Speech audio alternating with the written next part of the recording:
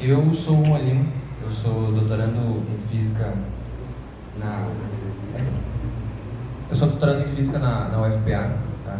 E eu estou aqui para falar hoje do trabalho que eu desenvolvi durante o meu mestrado, que eu defendi no primeiro semestre desse ano. Tá?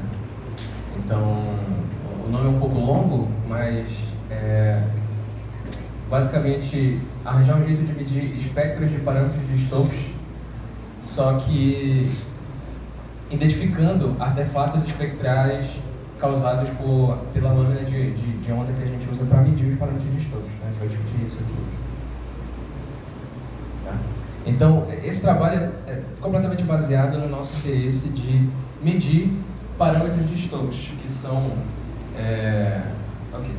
o pointer não está funcionando, mas os 4 parâmetros de Stokes, que são 4 grandezas, 4 quantidades observáveis que são proporcionais à intensidade de luz, e nesse caso dá para ver o significado deles pelas setinhas, que o primeiro parâmetro significaria uma intensidade total e os outros 3 parâmetros seriam assimetrias ou desbalanços entre intensidades de luz de componentes ortogonais entre si, então estados de polarizações ortogonais entre si.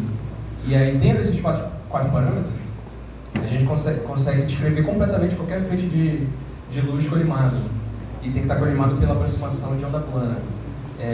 E aí, o que significa medir parâmetros, o que significa fazer polarimetria, ou espectropolarimetria como é o nosso interesse.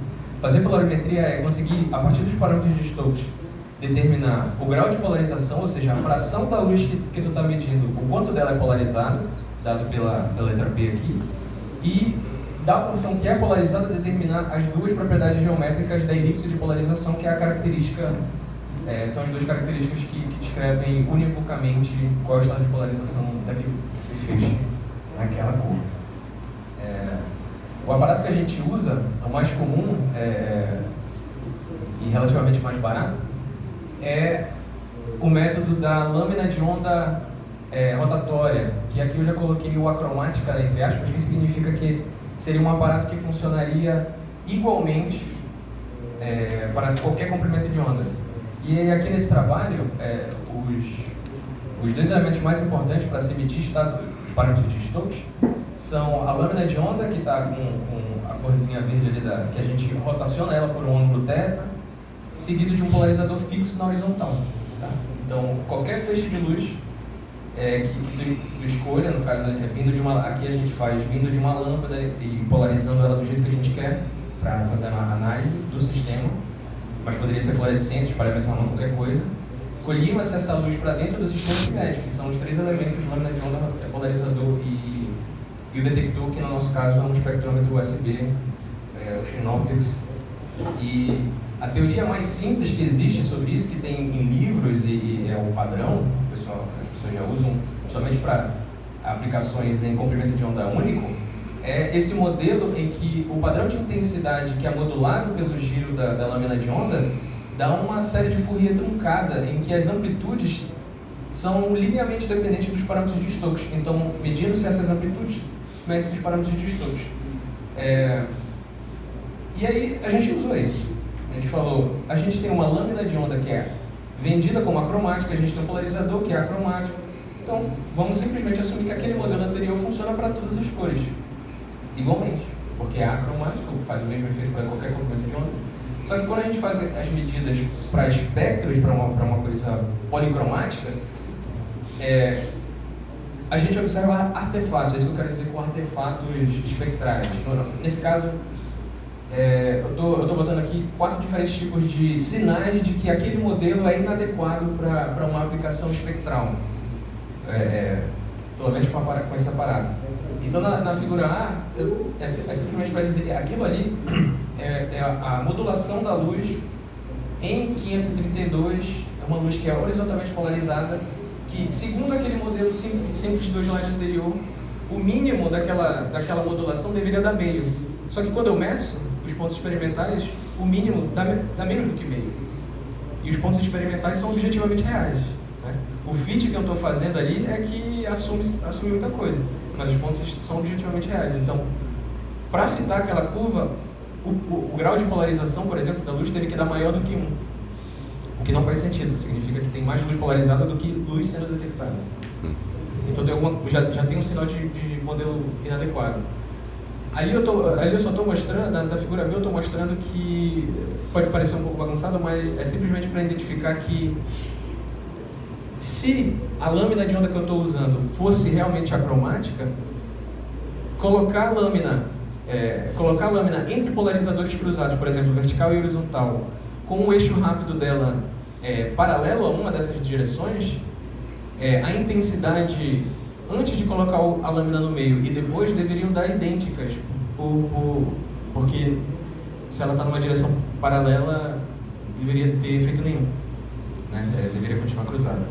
E aí eu vejo que existe uma modulação espectral, está no espectro, algumas intensidades em alguns comprimentos de onda passam, em outros é anulado, então parece que existe uma dispersão na propriedade da lâmina que a gente observa aí. Os dois de baixo, C e D, são dois parâmetros, polarização, grau de polarização e a inclinação da elipse, que é aquele parâmetro que identifica a orientação, se é vertical, horizontal e tal. São os dois parâmetros que a gente vê um artefato mais forte, que eu calculei isso com aquele modelo simples.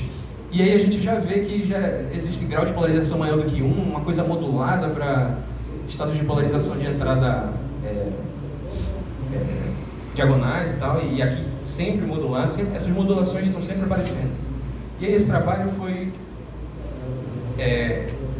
dado esse monte de erro que eu observei tentando aplicar o sistema, montar o sistema, revisitando a literatura, a gente observa que o grande ponto está na lâmina de onda. Para a gente fazer uma aplicação acromática, qualquer lâmina acromática, ela é feita de um jeito. Não existe um cristal que é acromático simplesmente pela natureza.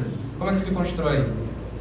A literatura diz que lâminas acromáticas são feitas da combinação de lâminas que não são acromáticas, né? São lâminas simples, que são coladas juntos com os seus eixos rápidos com uma orientação relativa. E aí existe um teorema bem antigo, lá de 1941, que diz que esse sistema de uma sequência de lâminas de ondas coladas, cada uma com uma retardância e cada um com o seu eixo rápido, o efeito líquido disso, né, o teorema da equivalência ótica, o equivalente disso ótico é um cristal birefringente que tem uma direção de eixo rápido, uma retardância, um valor de retardância líquida, e isso tudo seguido de um rotator puro, né? que aqui na matriz é o R, então seria uma lâmina simples seguido de um rotator puro. Esse rotator puro e essa lâmina líquida acontece naturalmente da combinação de uma sequência de lâminas, que é como a nossa lâmina de onda é feita. Então eu preciso colocar essa informação no modelo teórico que eu uso para fitar meus dados, e aí me dá valores mais reais de parâmetros de Stokes. Então, o jeito que a gente constrói a teoria antes, lá do lado esquerdo, a gente assume muita coisa, a lâmina é perfeitamente, é uma lâmina de quarto de onda para qualquer comprimento de onda, não existe nenhum outro detalhe, e aí a curva de fitting, as amplitudes vão dar daquele jeito que eu já mostrei antes, relacionadas aos parâmetros de Stokes. Mas quando eu uso um modelo mais real, né, botando essas informações mais arbitrárias sobre uma lâmina, uma bilâmina que eu estou chamando, porque a nossa lâmina acromática é feita de duas lâminas, de quartzo e de cloreto de magnésio. Quando eu coloco essas informações para modelar o sistema, aparece muito mais informação. Aquelas amplitudes não estão mais relacionadas simplesmente com os parâmetros de Stokes. Tem os parâmetros de Stokes aqui que estão em S maiúsculos, mas tem informações intrínsecas da lâmina. Tem um φ, um alfa e um beta, e o alfa e o beta são relacionados com outros dois parâmetros que são o φ, o delta e o ρ são a retardância, o tilt do eixo rápido, e que é um deslocamento da posição marcada, e o ângulo de rotação, lá, que é aquele rotator puro. São três parâmetros intrínsecos da nossa lâmina de onda, que é feita de duas lâminas seguidas uma da outra. É um efeito líquido, né? É um efeito pelo teorema da equivalência. Essas propriedades são intrínsecas da nossa lâmina. E aí agora a gente tem que medir essas coisas antes, ter a lâmina bem caracterizada para colocar nesse modelo e aí conseguir medir os parâmetros de Stokes reais. Porque as amplitudes são determinadas experimentalmente. Mas como tu relaciona as amplitudes com os parâmetros de Stokes, depende do modelo, depende das tuas considerações. E nesse caso a gente vê que tem o que eu media antes, os parâmetros que eu media antes carregavam muito mais informação do que simplesmente os parâmetros de estudo. Aí como medir essas propriedades intrínsecas? Eu coloquei uma question mark ali que significa, eu vou passar isso um pouco mais rápido, e quem quiser perguntar eu falo com mais detalhes. Mas simplesmente, com simplesmente 2 estados de polarizações diferentes, rodando o experimento normalmente, aquelas amplitudes para cada um desses experimentos, A2 sobre A1 e A4 sobre A3, na verdade, tem um typo ali, desculpa. Aquelas 4 amplitudes vão determinar, tendo aqueles estados de entrada, vão determinar alfa e beta, que por alfa e beta determina o ρ e delta, que são as propriedades intrínsecas da lambda. E olha só, essas propriedades são diferentes de zeros, elas são propriedades intrínsecas, que são uma propriedade dispersiva, depende do comprimento de onda, é modulada do jeitinho que a gente estava vendo os erros. E, bem, a gente conseguiu determinar ele com um método bem simples, com o próprio aparato, não tem um aparato diferente, não tem um outro equipamento diferente para medir essas coisas. Com o mesmo aparato que a gente quer usar, a gente consegue caracterizar ele, né? E aí salvar isso como uma espécie de baseline para experimentos futuros. E aí o terceiro parâmetro, que é a retardância, que é o quanto essa lâmina defaz as componentes da luz, né, se gerar circular e tal, também é uma propriedade dispersiva, a gente consegue medir isso. E aqui eu estou mostrando, também vou passar um pouco mais rápido, eu estou mostrando 2 métodos que eu estou com um plot em cima do outro, eu mostro que eles são equivalentes, né? São realmente dois métodos que levam ao mesmo resultado. Tá? Vou deixar para quem quiser perguntar com mais detalhes. E aí, tendo tudo isso, medindo aquelas propriedades, colocando naquele novo modelo e rodando e calculando os novos parâmetros de Stokes, acabei de perceber que eu errei de novo ali. Os parâmetros antigos, que eram todos modulados aqui, grau de polarização e inclinação elíptica, da elipse de polarização, antes eram essas coisas moduladas, maiores do que 1 e coisas com grandes defeitos. E depois do tratamento, né, que agora está ao contrário, só fiz isso agora, calculando com um modelo mais adequado, considerando as propriedades intrínsecas do sistema, eles estão todos limpos. Eu realmente criei uma luz vertical a 60 graus, a 30 graus, a 0 graus, sem esse monte de modulação. E o grau de polarização está todo 100% ali, porque a luz, nessa situação não tem por que ser menos poderoso que isso. E aí, isso está dentro de um contexto, né? Por que a gente fez isso, por que a gente usou esse sistema. Não existem sistemas que medem, que tu não precisa fazer esse monte de caracterização prévia. Existe. Não existe sistema que tu não perde tanto tempo na medida, não dura 10 minutos, tu não precisa usar a mão. Existe, tudo automatizado, mas cada um desses tem prós e contras. E a gente está num contexto bem específico. Para esse sistema que tu consegue montar num laboratório base, sem uma super infraestrutura de instrumentação, que tu faz as medidas na mão, tu consegue caracterizar o sistema e fazer as medidas em materiais, por exemplo. Então, o meu trabalho atacou o problema do modelo ser inadequado para aplicações espectrais de medidas de Stokes, com um aparato de lâmina de onda rotacionada feita de 2 lâminas, bem específico, e a gente resolveu esse problema. Tá?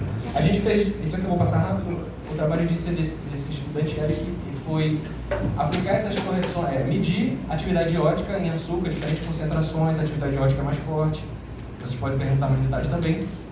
As correções fizeram muito efeito. Grau de polarização e inclinação de elipse.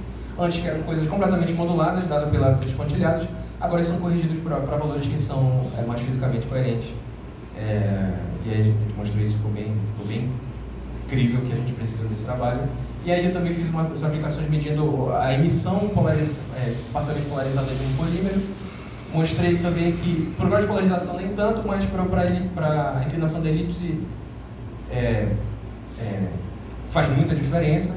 E aí, para aplicações em materiais, geralmente modulações assim significam picos, né? Se tu olhar para os parâmetros de Stokes e não para esses que são derivados, poderia dizer que aquele mínimo ali é um pico que significa a presença de um agregado, alguma coisa? Não. Você provavelmente estava vendo artefato, que o real devia ser aquela reta, certo? Então a gente deixa o método mais confiável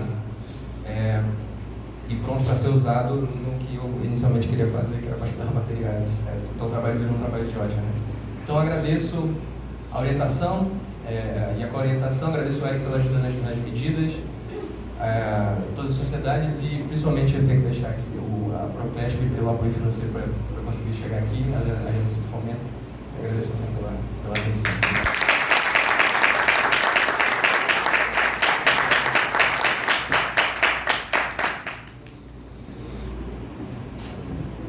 Bom, perguntas, pessoal?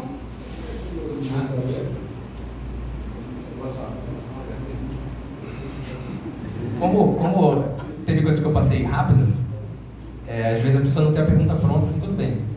Eu deixei aqui de destaque as coisas que eu passei rápido de propósito. Se vocês quiserem perguntar sobre isso, são sugestões de pergunta.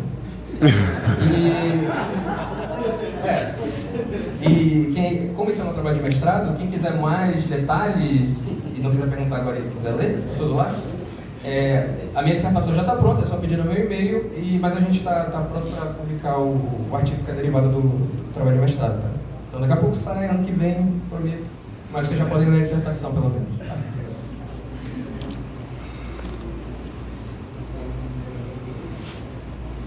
Parabéns aí pelo trabalho, muito legal. Está bem fechadinho, né? Que você mostrou aí. E você conseguiu corrigir lá o que você estava observando. Mas eu tinha uma pergunta, que é esse Ocean USB 2000, né? Que eu conheço também. Ele tem, quando a gente vai do sinal direto, que eu acho que você está medindo direto nele, ele tem uma corrente de fundo. Inclusive, quando vai calcular a dissonância usando esse aparelho, ele inclusive pede lá primeiro que calcular o DARC, né, que é essa corrente de fundo, que ela pode gerar um sinal a mais ou a menos do teu nível zero, né, digamos assim. Ele já tem essa corrente. Você considerou esse efeito? Não.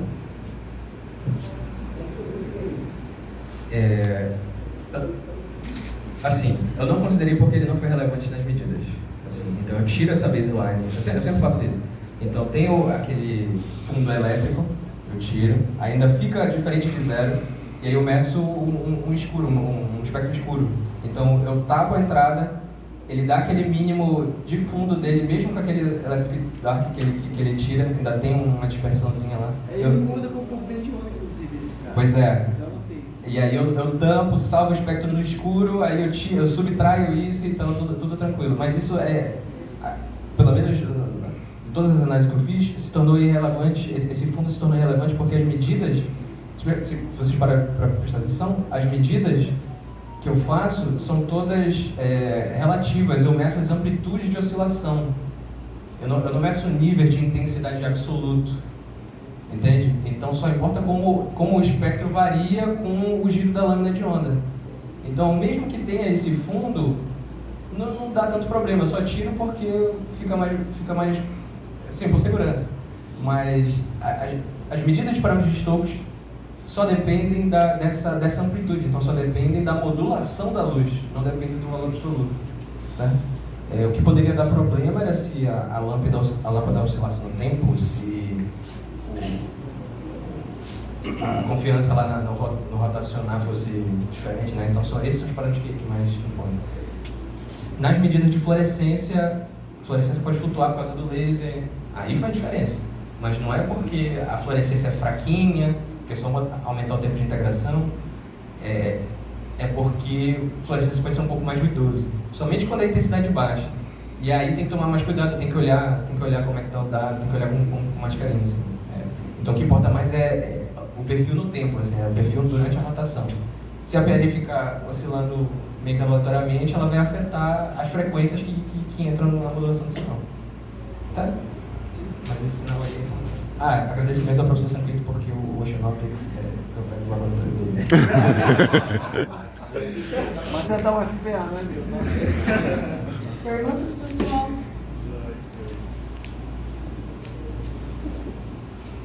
Perguntas? Não? Então vamos bater palma novamente.